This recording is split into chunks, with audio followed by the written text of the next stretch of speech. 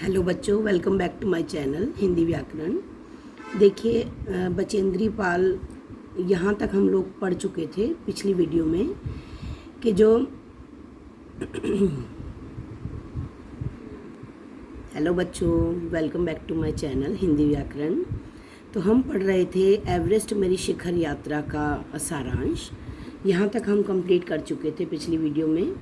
यहाँ से बताती हूँ आपको कि फिर दल को ज़रूरी प्रशिक्षण दिया गया। मैंने आपको बताया था कि जब प्रतिकूल जलवायु हुई तो एक रसोई सहायक की मृत्यु हो गई, तो सबको लगा कि अब तो खतरा है, खतरों से लड़ने के लिए हमें इनको ट्रेनिंग देनी बहुत ज़रूरी है। तो फिर दल को ज़रूरी जो है प्रशिक्षण दिया गया। 29 अप्रैल को वे 7,900 मीटर ऊंचाई पर स्थित बेस कैंप पहुँचे। ठीक है, अब क्वेश्चन आ सकता है कि बेस कैंप कितनी ऊंचाई पर था, तो आप लिखेंगे 7,900 मीटर ऊंचाई पर यह स्थित था। क्या था? Base camp. ठीक है, जहां तेनजिंग ने लेखिका का हौसला बढ़ाया। देखिए, तेनजिंग एक पर्सन का नाम है। वहाँ पर वो उनको मिले और उन्होंने कहा आपको डरने की ऐसी कोई बात नहीं है, ऐसे सफ़र में ऐसी परेशानियों का सामना आपको करना ही पड़ता रहेगा, इसलिए आप अपना हौसला न छोड़ें।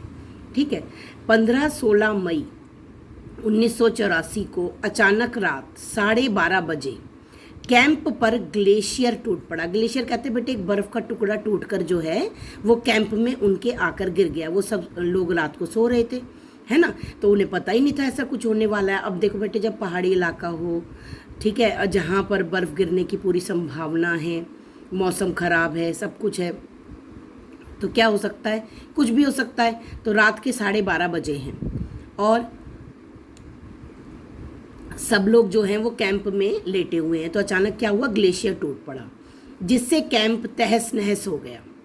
हर व्यक्ति चोटग्रस्त हुआ। देखिए, जब इतना बड़ा बर्फ का गोला आकर कैंप पर गिरेगा तो नेचुरल सी बात है कि हर व्यक्ति को चोट तो ज़रूर पहुंचेगी।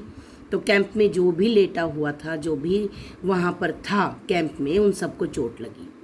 लेखिका बर्फ़ में दब गई थी। इस कदर बर्फ़ गिरी, ऊपर से टुकड़े गिरे कि लेखिका जो थी वो बर्फ़ के अंदर दब गई। देखिए, ठीक है, उन्हें बर्फ़ से निकाला गया। देखिए, कुछ साथियों की मदद से उनको बर्फ़ से नीचे जो वो दब गई थी, बर्फ़ हटाई गई, है ना, तेज़ छुरी से बर्फ़ को साफ किया गया और बर्फ़ से उन्हें निकाला गया। अगर उन्हें टाइम पर नहीं निकाला जाता तो कुछ भी होना संभव था। फिर कुछ दिनों बाद लेखिका साउथ कोल कैंप पहुंच गई।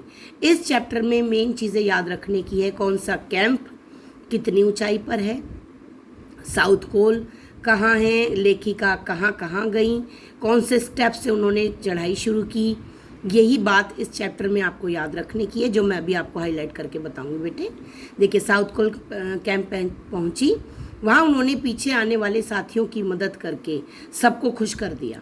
अगले दिन वह प्रातः ही अंगदोर्जी के साथ शिखर यात्रा पर निकल पड़ी। देखिए, अब उन्होंने अपने साथ एक अंगदोर्जी नाम के व्यक्ति को लिया। ठीक है, अगर कोई परेशानी है, कुछ है, तो कम से कम वो उनकी हेल्प कर सके। शिखर यात्रा पर निकल पड़ी। अथक परिश्रम के बाद वे शिखर कैंप पहुंची। एक और सहाती लहाटू के आ जाने से और ऑक्सीजन आपूर्ति बढ़ जाने से चढ़ाई आसान हो गई। देखिए बेटा, यहाँ पर क्यों बताया ऑक्सीजन आपूर्ति बढ़ गई? किसके आने से? लहाटू के आने से। ये इसलिए बताया जा रहा है। देखिए, मैं इसको ऐसे करके इसको कलरफुल कर देती हूँ बेटे। ये इसलिए बताया जा रहा है क्योंकि जब हम ऊंचाई पर जाते हैं तो हमारा ऑक्सीजन लेवल कम हो जाता है, हमें सांस लेने में दिक्कत होने लगती है, परेशानियाँ। आपने कभी देखा होगा, जब आप गए होंगे कभी कहीं, जैसे कहते हैं ना कि हिल स्टेशन पर घूमने जाते हैं, तो सफ़र में क्या होता है, जैसे जैसे गाड़ी ऊपर चढ़ने लगती है, ऊंचाई आने लगती है, तो हमें ऑक्सीजन की दिक्कत होने लगती है। यहाँ तो नहीं, लेकिन एवरेस्ट की चढ़ाई तो बहुत ऊँची है। ठीक है, तो वहाँ पर ऑक्सीजन की जो कमी ना हो, इसलिए उन्होंने एक साथी लहाटू को अपने साथ ले लिया। चढ़ाई आसान हो गई। क्यों? क्योंकि वो साथ में ऑक्सीजन के सिलेंडर वगैरह लेकर चले गए। 23 मई, अब देखिए मेन जो चीज़ याद रखने की है, वो 23 मई 1984 ठीक 1:07 पर, ठीक है, 1:07 7 मिनट पर वो कहाँ खड़ी थी? देखिए यहाँ लिखा है वो खड़ी थी, कहाँ खड़ी थी? एवरेस्ट की चढ़ाई पर, चोटी पर। वो फाइनली पहुंच गई किस दिन? 23 मई 1984 को दोपहर 1:07 पर लेखिका एवरेस्ट की चोटी पर खड़ी थी। फाइनली वो ऊपर पहुंच गई।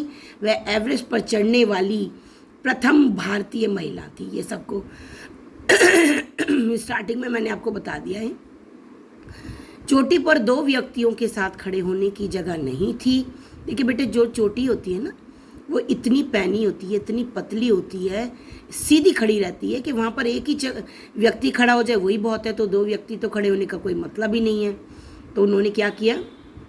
बर्फ़ के फावड़े से बर्फ़ की खुदाई कर अपने आप को सुरक्षित किया। देखिए, उनके खड़े होने की भी जगह वहाँ पर लग नहीं रही थी कि वो खड़ी हो पाएंगी। तो उन्होंने क्या किया? फावड़े से बर्फ़ की खुदाई की और अपने आप को वहाँ खड़े होने लायक सुरक्षित किया। लेखिका ने घुटनों के बल बैठकर सागर माथे के ताज को चूमा। सागर माथे के ताज को चूमा। सागर माथा यानी, जो मैंने आपको बोला था, सागर माथा यानी कि एवरेस्ट की जो चोटी है उसको उन्होंने बड़े फक्र से चूमा। फिर दुर्गा माँ तथा हनुमान चालीसा को कपड़े में लपेटकर बर्फ में दबा दिया। देखिए, वो 2 चीज़ लेकर अपने साथ चली थी रास्ते के लिए। एक तो दुर्गा कवच, ठीक है, दूसरा वो लेकर चली हनुमान चालीसा। मैं इसको हाईलाइट इसलिए कर रही हूँ कि ये क्वेश्चन भी आ सकता है कि उन्होंने रास्ते में परेशानियों को देखते हुए क्या क्या किया। तो उन्होंने, जब उन्हें लगता था कि खतरा है कुछ है, तो वो दुर्गा चालीसा पढ़ने लगती थी, कभी वो हनुमान चालीसा को पढ़ने लगती थी। तो वो अपने साथ लेकर आई थी। तो उन्होंने क्या किया? जब वो एवरेस्ट की चोटी पर चढ़ गई तब उन्होंने सबसे पहले सागर माथे को चूमा, फिर दुर्गा माँ और हनुमान चालीसा की जो पुस्तकें थीं उनको कपड़े में लपेटा और बर्फ़ के नीचे दबा दिया। अंगदोर्जी ने उन्हें गले से लगाकर बधाई दी। अंगदोर्जी कौन? जो उनके साथ ऊपर चढ़ा था। मैंने अभी बताया था कि अंगदोर्जी कौन था, जो फाइनली उनके साथ ऊपर की तरफ गया। ठीक है, गले लगाकर बधाई दी। कर्नल खुल्लर ने उन्हें बधाई देते हुए कहा, मैं तुम्हारे माता पिता को बधाई देना चाहूँगा। देखो बेटे, कोई भी क्रेडिट होता है, कोई भी बच्चे अगर सफलता प्राप्त करते हैं तो उनके पीछे उनके माता पिता का हाथ होता है। ये तो मानते हो?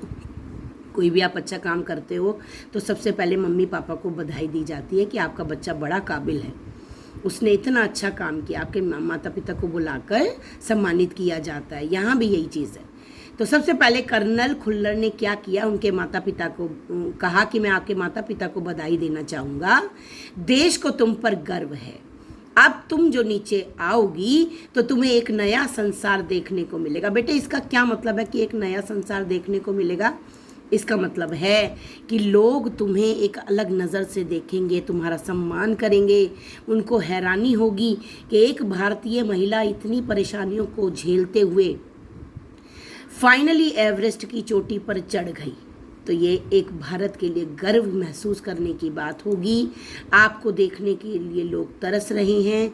नीचे आ जाइए और आपके लिए एक नया संसार आपका इंतज़ार कर रहा है। देखिए बेटे, ये पूरा सारांश है। अब आपको बीच बीच में से चैप्टर में से भी मेन चीज़ें पढ़नी होंगी। हम अब चैनल पर सारांश बनाते समय हम बहुत ही जो चीज़ें बहुत इम्पॉर्टेंट है वो आपको समझा देते हैं, लेकिन आपको चैप्टर पढ़ना भी बहुत ज़रूरी है। देखिए, मैं इसमें हाईलाइट कर देती हूँ कि इसमें बचेंद्री पाल जो हैं वो एवरेस्ट की चढ़ाई कर रही हैं। ठीक है, समझ आ गया? अब उन्होंने चढ़ाई कौन से दिन स्टार्ट की? 7 मार्च को। ये ध्यान देने योग्य बातें मैं पूरा ये जो है हाईलाइट कर देती हूँ, कलरफुल कर दे रही हूँ। अभियान दल लेकर वो चली थी, क्योंकि उनका अभियान क्या था कि मुझे कहाँ जाना है? मुझे जाना है एवरेस्ट की चोटी पर। कहाँ से कहाँ के लिए उन्होंने चढ़ाई की शुरू की? वो की दिल्ली से काठमांडू के लिए। ठीक है, उसके बाद ये सब होता है। फिर 26 मार्च को उनका अभियान दल पेरिस पहुंचा। देखिए, मैं आपको मेन चीज़ें जो है कलरफुल करके बता रही हूँ। खुम्बू हिमपात पर जाने वाले शेरपा कुलियों में से बर्फ़ खिसकने से, मेन याद रखने की चीज़ है, बर्फ़ खिसकने के कारण एक कुली की मृत्यु हो गई। ठीक है, एक कुली की मृत्यु हो गई। अब प्रतिकूल जलवायु जो उनके अगेंस्ट वेदर था उसके कारण किसकी मृत्यु हुई थी?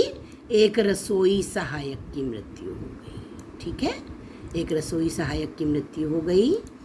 ठीक है, उसके बाद वो 29 अप्रैल को 7,900 मीटर ऊंचाई पर स्थित बेस कैंप पर पहुंच गई थी, जहां पर तेनजिंग ने उन्हें ट्रेनिंग देकर उनका हौसला बढ़ाया।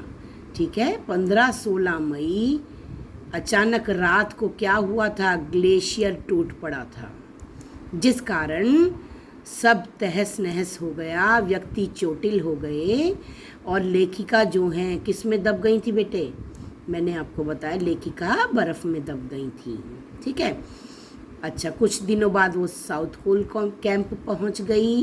फाइनली अंग दोरजी के साथ उन्होंने अपनी शिखर यात्रा शुरू कर दी। फाइनल, ठीक है, ये पूछा जाएगा कि फाइनल उनके साथ चढ़ाई करने वाले कौन थे, तो आप किसका नाम लेंगे? आप लेंगे अंग दोरजी का नाम। यही सब मैंने आपको बता दिया, जो मेन चीज़ें थी मैंने आपको इस सारांश में कवर कर दी हैं। ठीक है, चलिए मिलते हैं अपनी अगली वीडियो में। Thank you.